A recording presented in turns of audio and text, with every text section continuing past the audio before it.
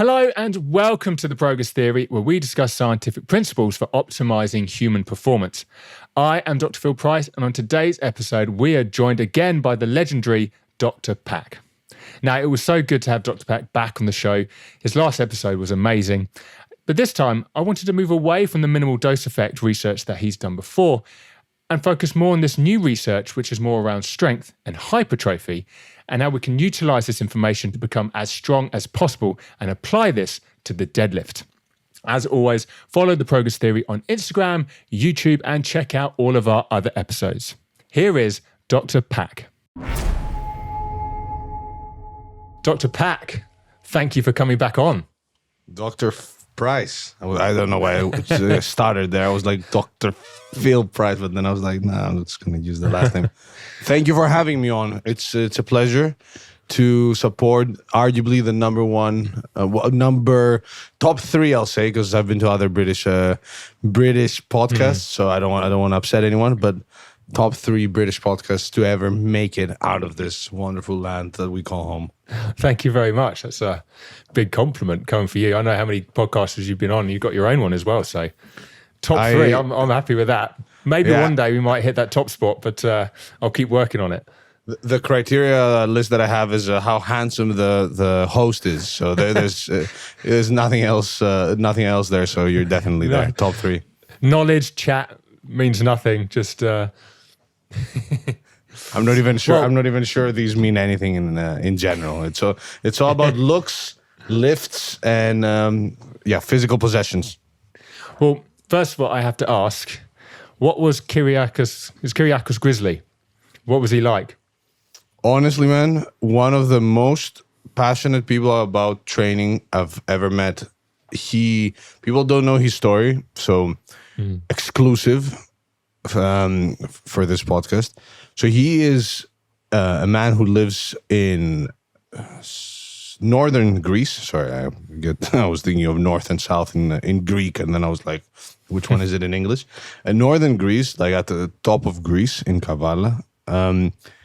And he is somebody who has loved physical training since a kid, and who has been doing like boxing and lifting and weightlifting since a kid. He has gotten a bunch of injuries over the years. Like he's torn his bicep at 2 different spots, torn both of his legs, hamstrings, and he's just working around his injuries by doing whatever he can.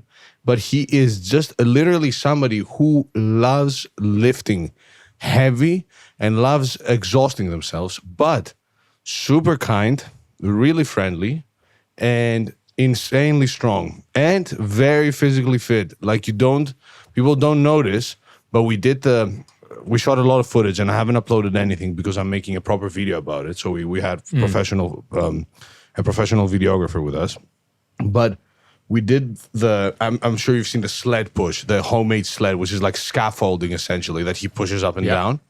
We did that for like 3 minutes with like 200 kilos. I was destroyed at the end, and keep in mind I weigh half his weight, and I walk a lot, etc. And I was sweating. I was out of it, and he didn't even blink. He was fine, and then he kept adding weight and kept doing it.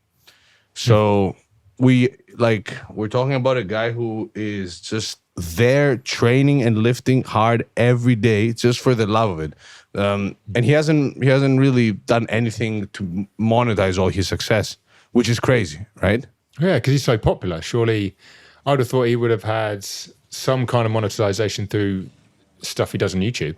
No, because he doesn't speak English, and he really doesn't care. So he's like there's very big names in his DMs, huge names. Like we're talking millions of followers asking for collabs and stuff, and like he won't reply to some, not because he's impolite, because he's like, I don't know, I can't be bothered now with this because it's in a language I don't understand, and I don't want to have to care, and I don't want to be out there. I just want to be left alone to train, not left alone in a negative way, but he just loves his training. Really, really nice guy though, really nice.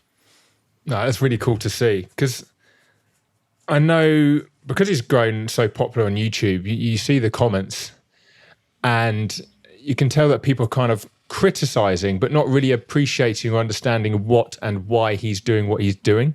They just see the creative, like the shrug that he does, and they come out with the like, poor range of motion, no rep, all sorts of like bullshit comments in the comment section. But really what he's doing is very unique and really challenging what we understand as for physical training. And if he's just doing it because he's just someone that just loves training on his own and, training around a load of injuries that he's had, I think that's really quite impressive. Like he is actively contributing to the training space without really trying to, which I think shows just how special he is actually. Yeah, and I think the pendulum has swung a tiny bit because it started with people just sort of being super critical, but then people that really know, when people started seeing the weights and then started seeing some other, like, because there are some lifts, like when he just holds the weight and does this, that doesn't look that impressive. But then when you start seeing the 100+ kilo easy bar upright row where he's sat down and he is like literally toying with 100 kilos, or you see the craziest one for me is where he does this behind the neck wrist curl with like 300+ kilos. And if you're a lifter and you see the Zercher and you're like, wait, this guy has a bar with over 300 kilos just sitting without any padding, no what are they called? No elbow sleeves, no nothing. Like you start being like, wait a second. And then you see how like Eddie Hall reacted to his lifts and how other strongmen have reacted, because he is insanely strong. Even because yeah, sure, like he'll do these good mornings where the range of motion is limited, but if you've ever lifted, having 320 kilos on your back and still bending and keeping like a neutral spine and doing that 20 times, even if you're not really like getting the biggest stretch on your hamstrings, it's 300 kilos. Most people wouldn't be able to even unrack that, let alone move so comfortably with it. What did Eddie Hall say? I haven't seen that YouTube video. He watches his videos and he's impressed because he's like, what the hell? Because Eddie Hall like looks at the numbers and is like, okay, this is insane. And the same goes for Brian Shaw, when he tried to do like his Zercher. Like you could see Brian Shaw like at 100 or 150 kilos less than what Kyriakos had done. He was like, oh, okay, this is heavy now. Like he wasn't moving in much. But yeah, even the sled stuff, like the sled stuff is a great example. Like because we tried that sled together, I was able to push, I think the max I was able to do for like, because he wanted to do 50 reps each. And we did, I think, up to 250 kilos.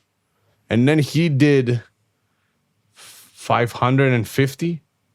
And it was just pushing it and pulling it in the room. Which, okay, yeah, he's a very heavy guy.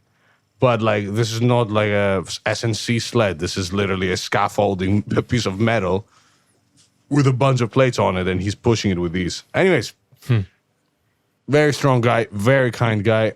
A lot of love for him, and yeah. No, it's wicked. I am very, very jealous. I also like, because he has a number of constraints on him, so like he's injured, and he has loads and loads of plates and barbells, but like obviously the equipment that he's created, like the scaffolding sled he's created himself, there are kind of like constraints on training, but he's not sort of taken that and gone, I can't train optimally, I can't do as much as I can because of this, that, and the other, which a lot of people would do. He's just gone, okay, this is what I've got, this is what I can do. I'm just going to get as super strong as possible in these few things. And he has done. And I think more people should have that perception of training. I think I've been guilty of that, like, especially when, lockdown happened and you couldn't get to gyms and I couldn't do this and that and the other. I started wondering where my training goal was going to go. But really, I should have gone, actually, what can I do? Those few things, right? Get as good as possible on those few things as you can, and you'll see such a great stimulus from it. Yeah, and that's why I said he's one of the most passionate people I've met about training, because the guy literally just goes there and exhausts himself because he loves training. And as you said, look, if you've torn both of your biceps and I think one of the triceps, hamstrings, like you've got all the excuses in the world. But for the past few years or the past year, he's been just doing the sled thing, which, okay, yeah, it's not optimal for hypertrophy by no means, but to tell yourself, okay, we're going to go there today and just do sled.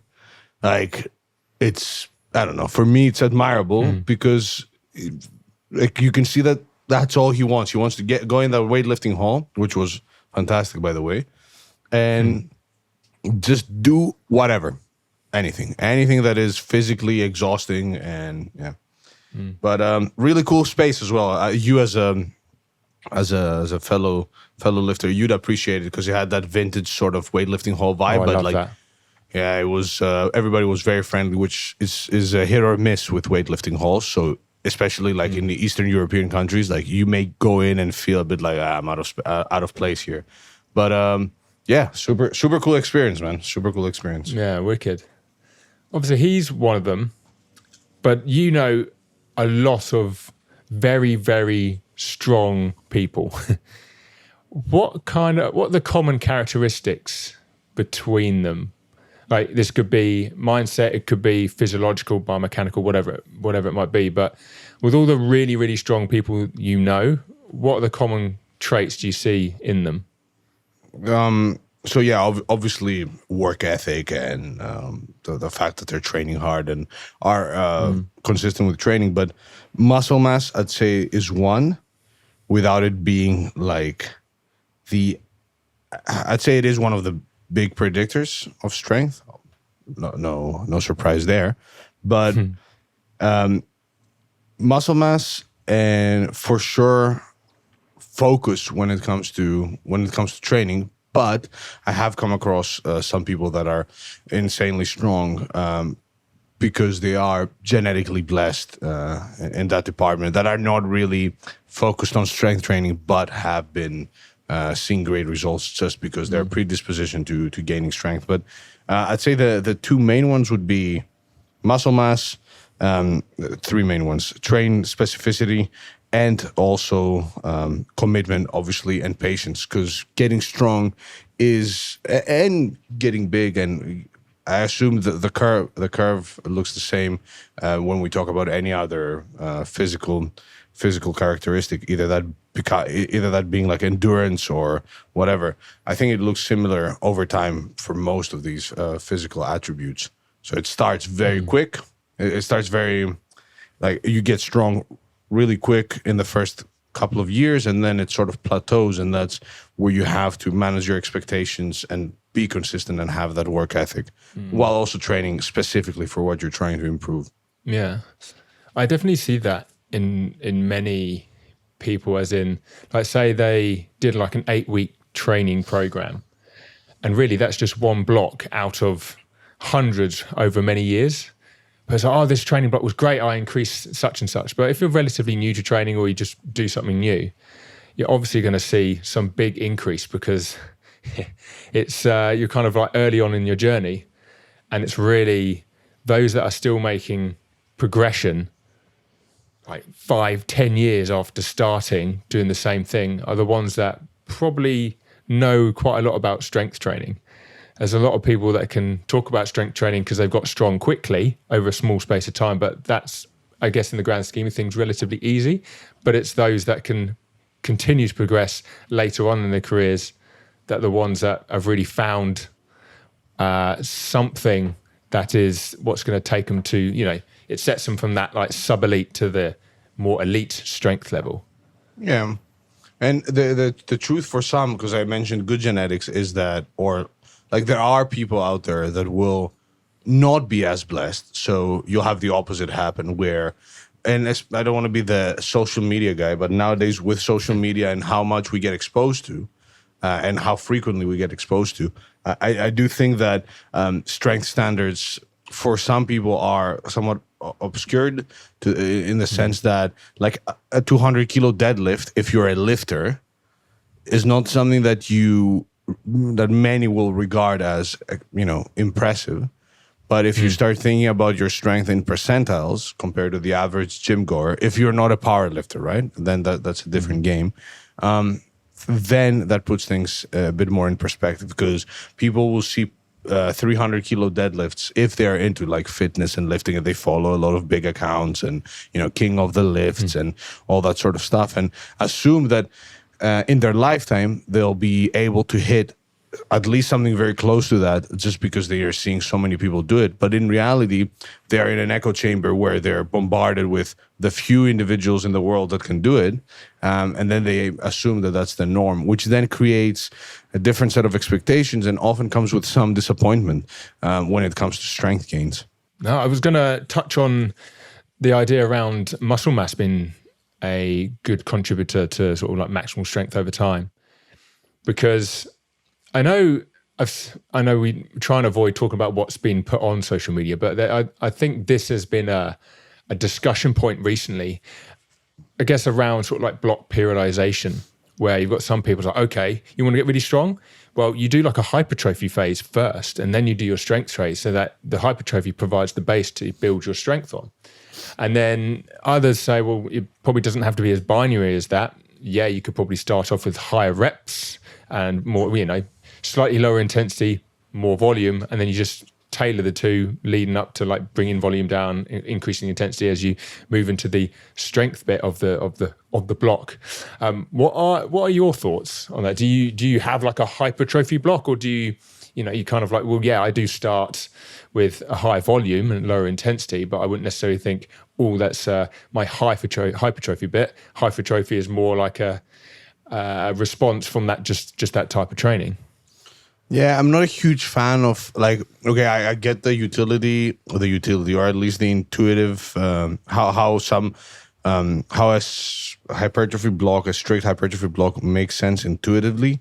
But I do think in the powerlifting and in the strength world, it has become a bit of a thing that people do, so we keep doing it. But like when you run an 8 or 12 week hypertrophy block, and then you view it in a binary way, as you said, and then you go back to strength training, it's like strict strength training, and the volume goes down massively.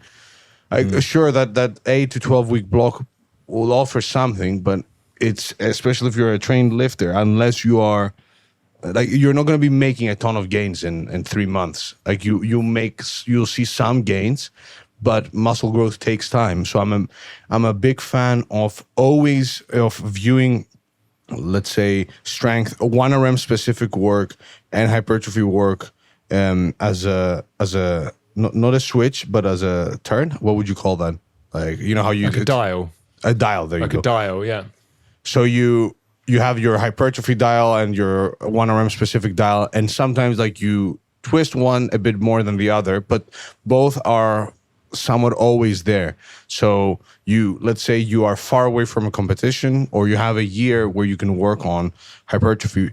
I would personally still have some 1RM specific work there. And now that we are seeing that lower RPE work can be beneficial as well for 1RM strength, you could have like a few singles at a lower RPE that are not going to be mentally or physically taxing, and then focus the majority of your workload to be on hypertrophy specific work. So more hypertrophy efficient work, let's say, because you could still gain a ton of muscle doing triples and doubles, but you just need to do more of those. And then as you're approaching a competition or your test day, you're essentially twisting the dials the other way, and you still have some hypertrophy work, obviously, that may dissipate towards like the last 3 weeks before you peak. But there's always one element of the other there, at least to a certain extent, if that makes sense. No, certainly. I recently was writing one of the chapters in my recent book, which was based on the previous season of the progress theory, a lot on hybrid training. And I talk about programming as two dials. And if you took your strength and your endurance, like either they're like at 50-50, or you might slowly turn one, and that means the other one turns down, and then vice versa. But one of the key reason behind that is that the changes that you make are technically quite subtle. And that's very similar to what you were saying regarding like volume and sort of like 1RM and intensity stuff. It sounds like really whatever it is, the two things that you're balancing, the movement between the two over time should be quite subtle. And it's when you make big changes, I guess quite similar to the whole idea around block periodization is when you start to see, I don't know, I think people sort of like peak too early and then all of a sudden they've kind of like plateaued and got no way to go. And then their progress stalls because they've just like accelerated themselves into an area where they just can't go anywhere. So yeah, it's quite interesting that you use the dial analogy. I've used the dial analogy. It kind of just makes sense to me. And when you described it, it made me think, actually, that analogy probably applies to like many, many different things as well. Yeah. And for strength athletes specifically, I do feel that a lot are guilty of massively mistreating hypertrophy-specific work. So, and viewing hypertrophy stuff as, obviously there are accessories, but I do feel like calling them accessories sometimes leads to them being treated as like if it's higher reps and it's a machine-based exercise, or it's not like an SBD exercise for powerlifters, then okay, I've done my hypertrophy work, regardless of whether it was close to failure, whether it's progressing over time, and so on and so forth. But on your point about muscle mass being important for strength, that is something that is still not like 100% figured out. Like more research is definitely needed. We have data. We have data that hints at least body weight, and muscle mass would come with that, being somewhat important for strength or predictive of strength. Although more research is needed, and I wouldn't say that, hey, if you maximize your muscle growth, then you'll necessarily maximize your strength potential as well. However, if you're somebody who wants to get really strong, either as a byproduct of trying to get really strong, or as a way to, let's say, break a plateau, at some point you'll have to gain some weight, gain some muscle, and that will probably help. But you can't be a very strong individual if you are not looking at increasing your muscle mass whatsoever. In my opinion, at least. You can, yeah. However, again, terms and conditions apply, and I cannot say with confidence that, hey, we have it figured out. And in the scientific community, there's actually quite a bit of a debate about how much muscle mass contributes to strength increases, actually. So, yeah.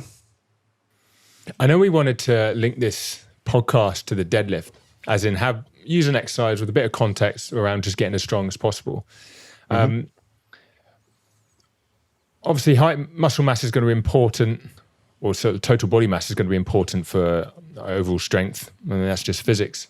But for the deadlift, in terms of the movement itself, where do you think the importance of hypertrophy is? Like, are anthropometrics more important? As in, like, longer arms tend to do pretty well with deadlifting?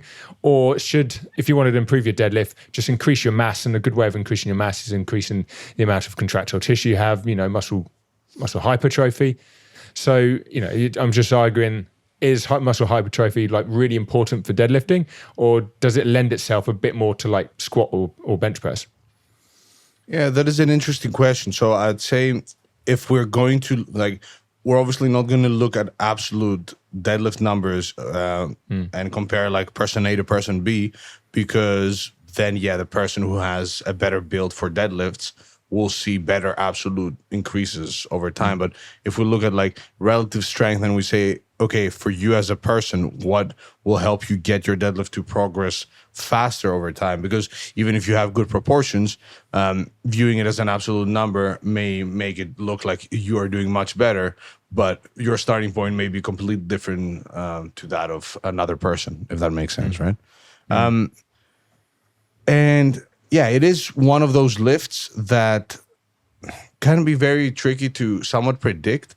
And I would say that gaining a bunch of body weight may help to a certain extent, but because of leverages and having to be bent over and be in a certain position, anecdotally at least, we see that with some super heavyweights, right? Because you still have like Eddie Hall, who deadlift, or Thor. Or Hafthor. Yeah. and they were super heavyweights, and they had a lot of mass, and they still deadlifted the most anybody has deadlifted at this stage. But I think there comes a point where if you're gaining a bunch of body weight very fast, your squat and your bench may respond much better to it versus the deadlift, simply because you'll have more mass, and that will affect range of motion and just how comfortable each of these lifts are. With a deadlift, I think it's slightly less sensitive to body weight gain, and in some individuals who may have a big midsection, losing weight may actually benefit them more than gaining weight. However, I wouldn't treat the deadlift as I would treat it slightly different than, let's say, the bench or the squat, depending on the individual. But in terms of general principles on how to get stronger on it, I'd say you'd still benefit from doing hypertrophy work that will increase the size of your hamstrings, your glutes, your erectors, and get you to practice hinging and practicing a hip hinge. But anecdotally, for a lot of individuals, I do see that there is a slight difference in how they respond to higher RPE work on some lifts versus the others. Although, because it's anecdotal and because it's like scattered all over the place, I can't really draw any inferences from those observations just yet. But when working with somebody and they want to increase their strength, which is almost everyone I work with, and nobody has come to me and said, "Hey man, too strong over here, I gotta get weaker." But I wish I had that problem. That would be nice. That would be cool, man. That would be a really nice call to a coach, like the one person that listens to this and then commits to it and does it. That would be a good consultation call. Yeah, I'm too strong. Film it, please film it, and then just we'll upload it. So yeah, I do keep an open mind, and I do feel like there are different and more unorthodox approaches that may work better for some lifts versus others. For example, doing very, very low volume, super specific, even low RPE work on the deadlift, like in the form of like a few singles per week at an RPE of 5 to 6, meaning like a relatively easy single performed a few times per week, has worked really well for some people. Whereas on other lifts, you'd see them not responding as much, which is interesting, but I can't really tell you with certainty that, yeah, this is because of this and because of that. But if you want a big deadlift, deadlifting is almost non-negotiable, and getting bigger erectors, hams, glutes is probably going to be a good idea. Can I ask what your deadlift PR is? Yeah, for sure. So my deadlift PR is 285 kilos. Ooh. And yeah, I don't know why I said it as if there was more to say there. That was it. Do you have any aspirations to get to 300? Yes, but it's this is a nice pass to briefly mention like a paper we recently, a paper I had the honor of being part of, but it was led by Christopher Latella, called Longitudinal Growth Modeling of Strength Adaptations in Powerlifting Athletes Across Ages in Males and Females, essentially looking at like over 9,000 powerlifters over time and how their strength changes. And what you see is that there's like a 7.5 to 12.5% increase in powerlifting total in the first year. And then there's about like a 12 to 20% increase in the next 10 years. So where I'm going with this is, yes, I want 300, but I am at a place in my lifting career where the deadlift now needs either a lot of focus from me and a lot of dedication, which, I have other things going on in my life, if I want to get close to that 300. So I do believe that if I did like a very focused, like 16 to 20 week training block with some body weight gain, nothing too extreme, and yeah, just really high training consistency, I would get close. But I'm at the point where like a 10 or 15 kilo increase is a huge increase, and it could just be like, it could take time. But yeah, I would love to. 300 would be the only PR I would be the PR that sort of ends it for me. I'd be like, okay, I'm good. Like I've hit 300 on the deadlift. I don't care about getting another PR on the deadlift ever again. I can retire. Yeah, pretty much. Well, aside from weight gain, do you think there's anything you have to do differently compared to what you've done before? Or is it just like, I could continue what I've done before, I just need to give myself some time, a bit more weight gain, do the training, and I'd have confidence that over time it would hit that, it would increase by 15 kilos. But you just don't know when that could be, because like you said, like 15 kilo increase for when you're already at that top end is huge. Yeah. So, predicting what's going to happen is very difficult, but I know if I just did this over a long period of time and be consistent, I would get there. Yeah, it's an interesting question, because I am not sure, to be 100% honest with you. I do think that dedicating training time and recovery resources more on the deadlift and having my training be centered around it, that would definitely help. Because at the moment, I'm doing a lot of hypertrophy training. The majority of my training is like quote unquote bodybuilding training. So it's like a lot of high rep stuff, and like I love training to failure. So the deadlift at the moment is just there in a minimum dose sort of style of training, where I do like a few singles every week, and I have been doing so for the past couple of years, and it has still progressed. And I managed to hit 285 at a much lower body weight than when I had hit 280. So that's a thumbs up. But I'd say simply from focusing on it and maybe doing a bit more volume than I'm doing now and gaining a bit of body weight, I think those two would definitely help me get a PR. Now, whether that would be 15 or 5 kilos, I'm not sure. But given the fact that I've been doing so little volume on it, and again, like there are weeks where I may do one single, and I'm traveling all the time, lifts that fatigue some of the musculature involved in the deadlift. I do think that if I took a step back with the rest of my training, or at least with some of my training, and said, okay, a bit more deadlifting, a bit more rest, a bit more food, and just consistently having a plan around that lift and getting really, really good at lifting stuff off the floor and doing different rep ranges and maybe doing a bit more training volume, then I would bet a good amount of money that I'd see some solid progress. I know we talked about minimum dose effect on the last episode, but I guess you kind of showed how important it is there, because if you've technically had a very small volume of deadlift training, but you still managed to progress, and you also managed to progress to the point where you've hit a higher PB at lower body weight, showing that your training isn't just determined by how much you're weighing at that particular time. Yeah. I mean, it shows how much that's worked. You said maybe if to get that little bit more, I need a bit more volume. So I guess, yeah, you're going slightly above your minimal dose effect. Is that right? You're just, okay, I passed that minimal dose threshold, but I really want to get to that next stage. So I'm just going to turn the dial a little bit, add a little bit more volume of that. And that's what's going to take me there. There's no big, massive, deadlift plan. It's just same as before, slightly more calories.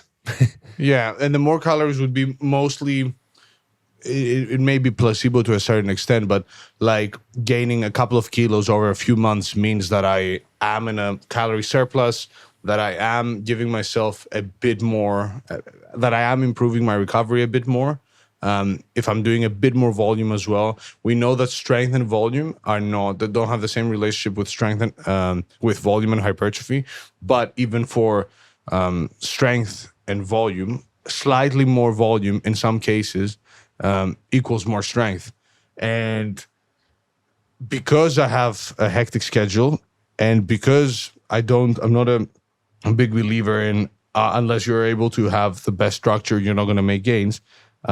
At the moment, the deadlift, like there are weeks where I'll do like a couple of singles, and that's great. Other weeks where I may do something completely different. So there's no real structure, which is great for not just maintaining, but slightly increasing strength on an already like almost topped out lift. And obviously enjoying training and enjoying life. But when you reach the point where it's like, okay, I have to like, these may be the last 10 or 15 kilos I can put on this lift.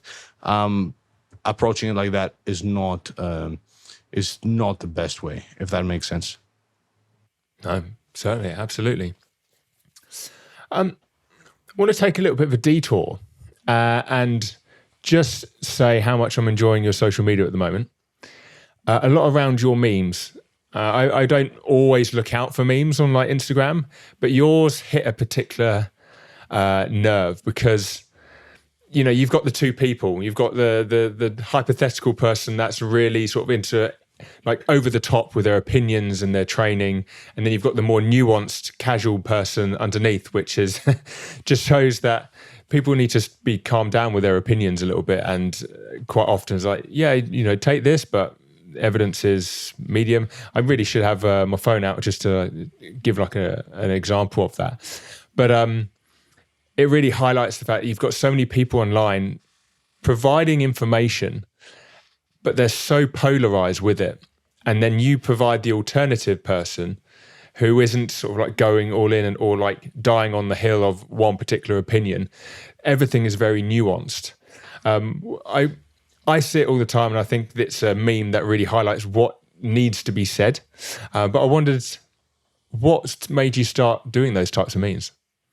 Yeah, it was mainly I was looking for a way to communicate my thoughts, format that is easily digestible, but at the same time still allows for can still be intriguing enough, and can still allow me to maybe have a more complex message in a more entertaining or creative way, and essentially trick people into being like, hey, this is it's funny, but then you're like, oh, okay, now I'm actually thinking about training volume, or whether hypertrophy, whether strength equals hypertrophy, or whatever. And I've always liked Wojak, the character that I use for the memes. I actually have him tattooed on my calf, and I have for years now. And he's even there on my flag. Voids and feels. Yeah, that's a Facebook group that I essentially came up in, which taught me a lot about strength training. That's a different story though. But yeah, at first I was looking at what sort of content I can put out there, because I did want to share my thoughts. And I am somebody who's not very serious as an individual. Like, I'm serious about the things I do, but as a character, I'm not.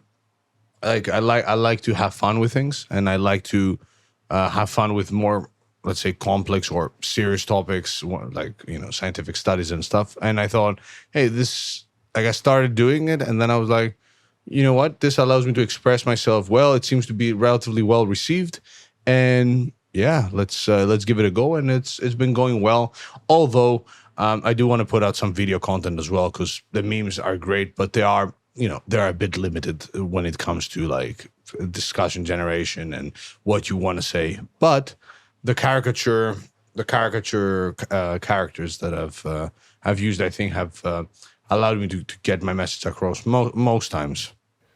You're gonna bring those characters over to the videos?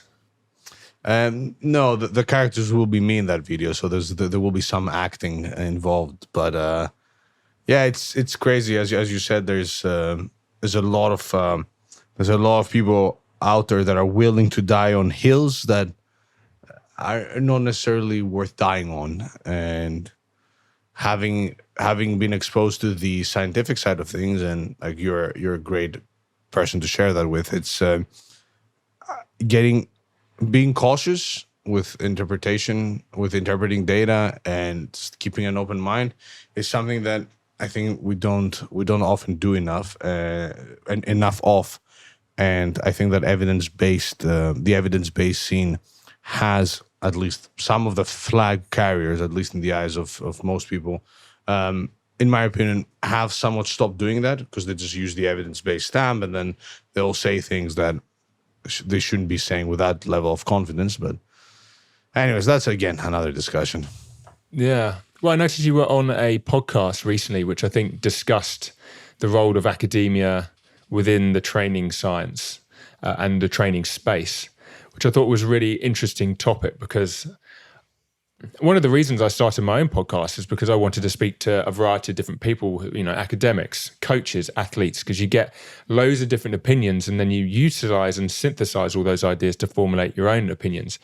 But at times you could take a step back and look at social media, and there seems to be this battle between sort of the evidence-based lot and the coaching lot, which I've always been confused about, because I don't see why there should be a battle about that anyway. Because if you think about it, all the academics that I've spoken to have always been very nuanced with their opinions. They are open-minded. They understand the limitations of their research.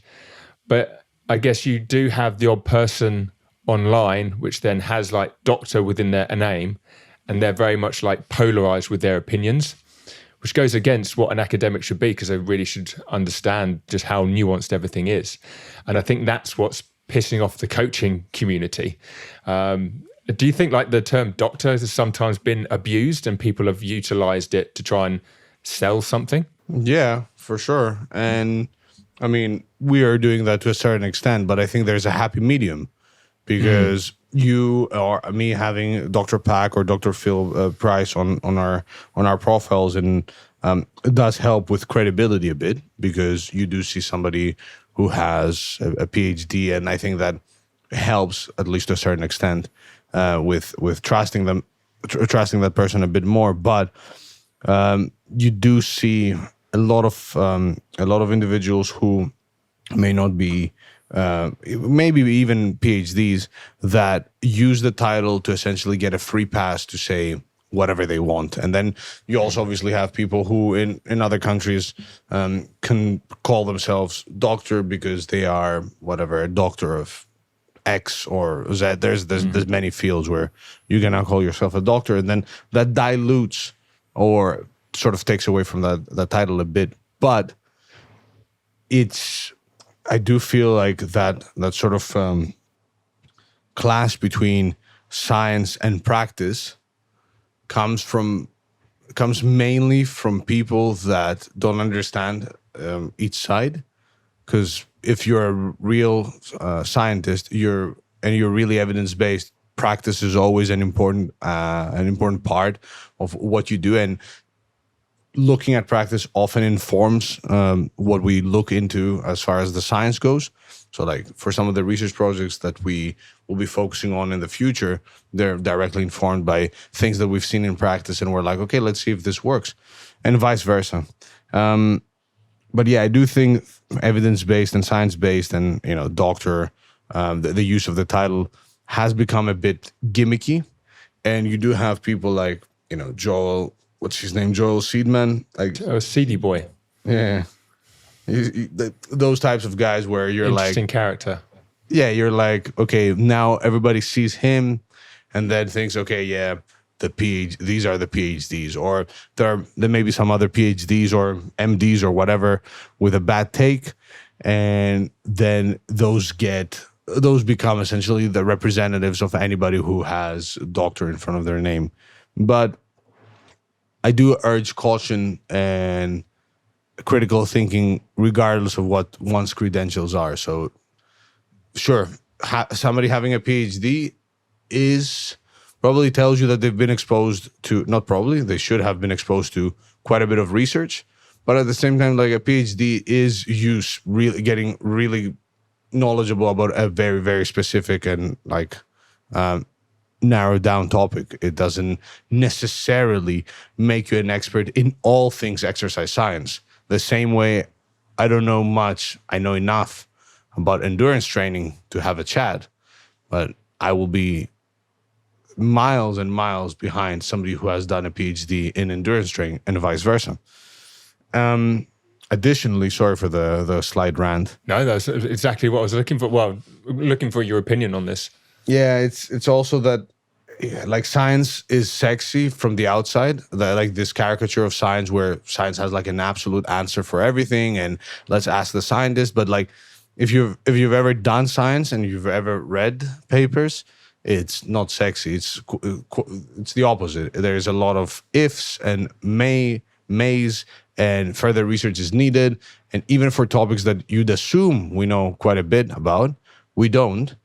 And that's not really sexy. People don't want to hear, you know what, we don't really know. This is the current evidence we have. Yeah, the current evidence, when we tried to evaluate it, some of it was low quality. There was a high risk of bias. And our best guess at the moment is that maybe this will work. People don't want to hear that. People want to hear that, hey, the scientist will give me the answer. What's the answer? Okay, 12 reps is better than 10 reps or whatever. You know, they want an easy answer that doesn't have any sort of space for being wrong in the future. And that's another thing with science. Like, and that's where the people in the field sometimes get it wrong, because they will see, like, people in the science world will be like, there will be a paper that comes out that shows X works better than Y, but that paper will also say, hey, still very preliminary, more research is needed.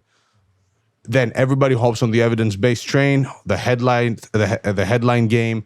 All of a sudden, X is better than Y is being presented in a very absolute way, and as if it's an established fact.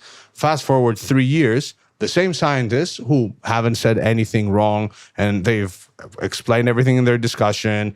They have their limitations on their paper, their future research section as well. They come up with a paper that actually now shows that Y is better than X, or that X is not better than Y, and they're the same.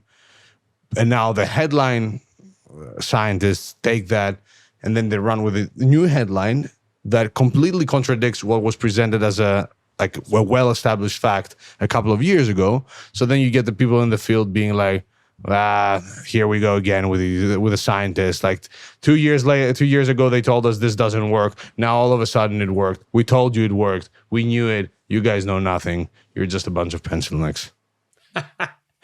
Pencil necks.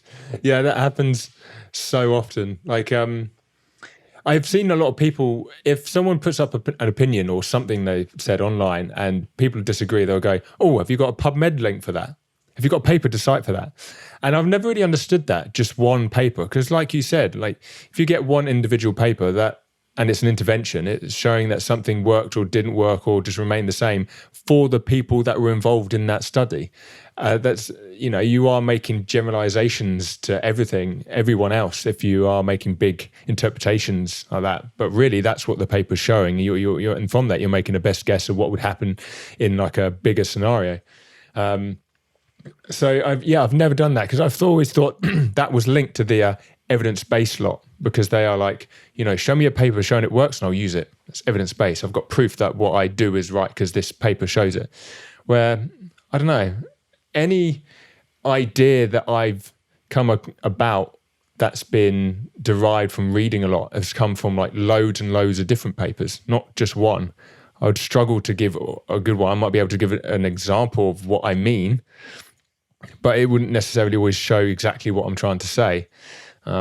So yeah, that's another thing I've kind of seen people think evidence-based is just like, here's a paper showing what I do. And I think it's much more nuanced than that. And if you're just blindly copying what papers say, that's limited. And even if you've got a paper which is purely developed by a load of experts in the area that provide guidelines, like their guidelines, you should be able to utilize them a bit more effectively to be effective for the population that you're working with. So for sometimes that might be following the guidelines exactly. Another time it might be following the guidelines with a slight twist, or ignoring the guidelines because it just wouldn't work in your scenario. But I don't know. I worried that people aren't really thinking like that, because to be evidence-based, you've got to do what the science says. Yeah, and that's a big misconception on being evidence-based, because evidence-based is a combination of experience, totality of scientific evidence, and that totality of scientific evidence needs to be of a certain quality for you to be able to put a lot of stock on it. So like if you have 3 or 4 studies on a particular topic that are relatively low quality, sure, that's what we have. That's the totality of current available evidence, but that's very different to a topic where you have 30 studies. And then obviously you have personal preference and so on and so forth. But I do think that the clash between the two sides, which are not really sides, is just a result of people wanting to naturally go against something and have like this enemy. But in reality, if you sit with somebody who's truly evidence-based, and let's say you're not an absolute fool, and you're somebody who's like a coach, I doubt you're going to have, and you have an open mind, right? I doubt you're going to find it very hard to have a chat and learn from each other. But that's where I cringe as well. So I cringe with the evidence-based folk. I cringe with the in the field folk as well, where it's like you cannot be drawing inferences with absolute confidence and expressing things in an absolute way when you have all this noise and so many confounding variables, and you're just making an observation based on what you think worked, and then you run with that for the rest of your coaching or training career, right? Like, just because you worked with somebody and you did X and that seemed to work fine, sure, keep doing that until it stops working, but that's not a pass for you to say, oh yeah, I worked with 3 people and we tried this one thing once and it worked well for a specific period of time, but you didn't try everything else to see if that worked. I'm going on. I'm opening a lot of Pandora's boxes here. There's like a whole collection.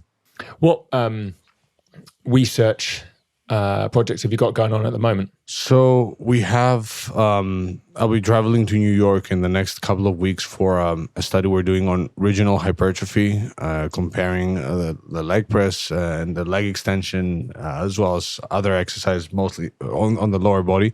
But there are, actually, let me get the list up. So we have that paper that I just mentioned, looking at strength increases over time in powerlifting.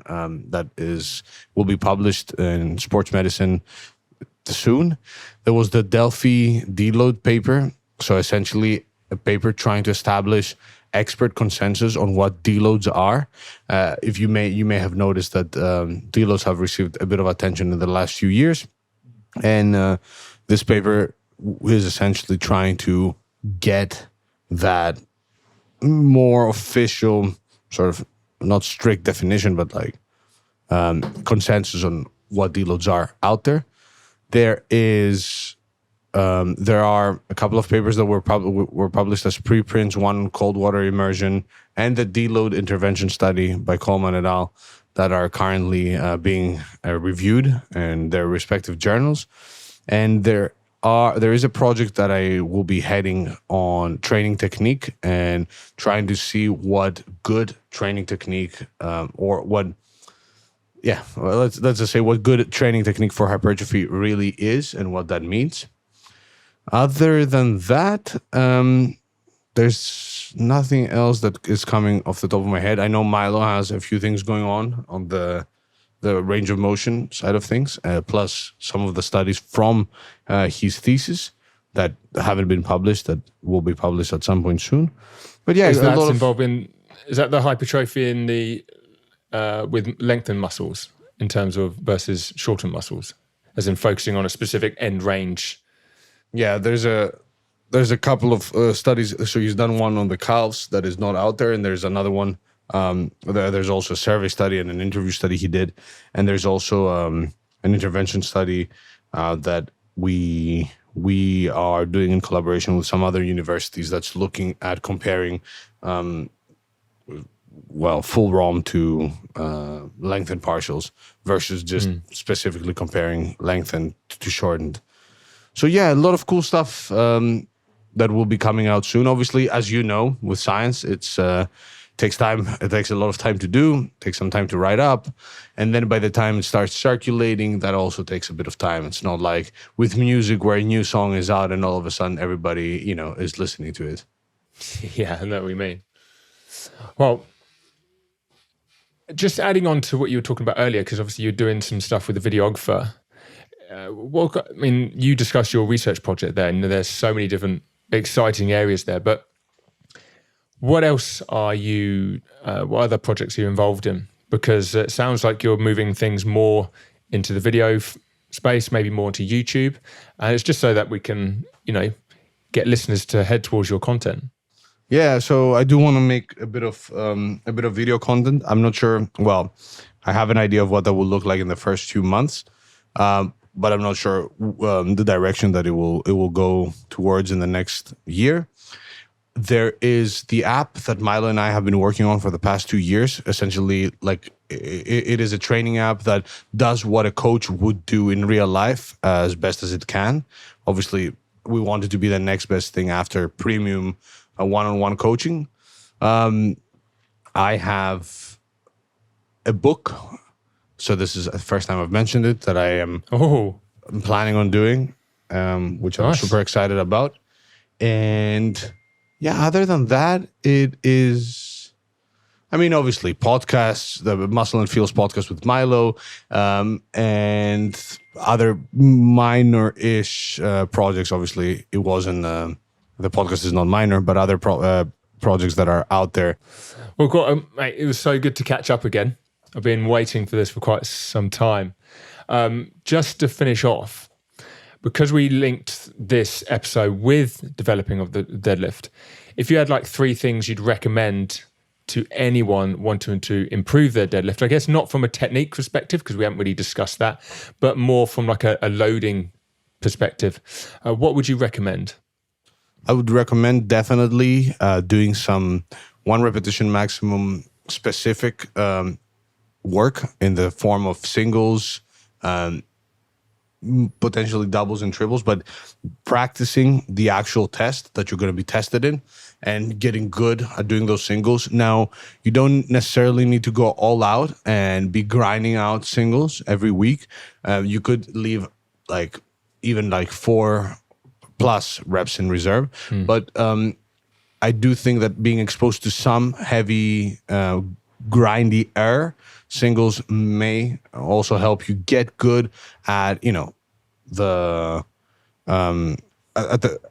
lift when things get hard, because when you go for a 1 RM attempt and you're trying to lift as much weight as possible, you will find yourself in a position where things slow down, and if you've never done that before, you may not know exactly how to grind that out. So doing 1 RM specific work in the form of singles, keeping the majority of those with a few reps in reserve, but still having some heavier singles there, and potentially working on variations of the deadlift, like the Romanian deadlift, maybe other hip hinge exercises like a good morning, or even variations of the deadlift with dumbbells or different bars, just so that you can get the muscles involved in the deadlift stronger. Obviously, just deadlifting and doing volume on deadlifts is also good, but for some people, it may help them to have something different just for enjoyment's sake.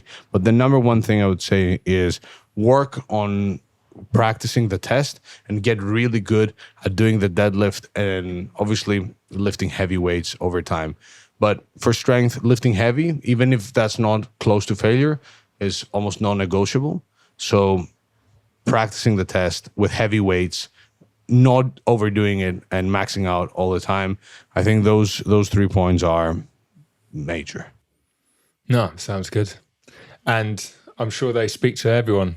Lift heavy frequently, but don't just go all out all the time. Makes sense.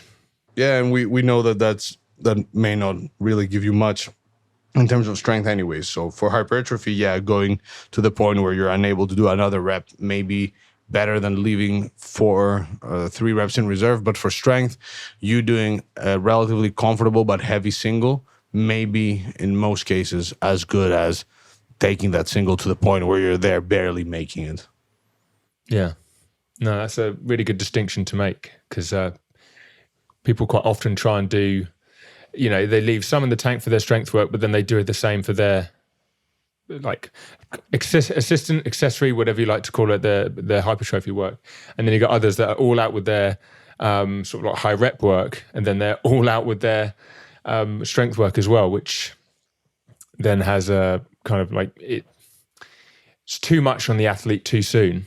So they then accelerate, but then plateau and then have nowhere to go again. So having a distinction between the two is really cool. Strength takes time to build, and being comfortable with the idea, especially if you're a trained lifter, of your deadlift or whichever lift taking time to budge, being in that mindset will be much more productive than being like, okay, when is the next big PR coming? Which then sometimes leads to random max outs. Then those sometimes don't go as well as you wanted them to go, which then reinforces the idea that you're not making progress. And then that leads to a whole different host of issues that are mainly psychological, in my opinion. Pat, that was brilliant. Where can people find you on social media? They can find me on Instagram at dr_pack, PAK. And on my Instagram, I have my link, my Linktree link in my bio, and all my stuff is there, all my research, podcasts, and so on and so forth. Yeah, brilliant. And everyone listening, I definitely recommend go check all of them out and check out the memes we discussed in this episode as well. You'll probably find them quite entertaining if the discussion that we had today resonated with you. But Pat, we will do a third because we always need a trilogy. Third is a charm. Exactly. Brilliant. But I'll catch you soon. I appreciate you having me on.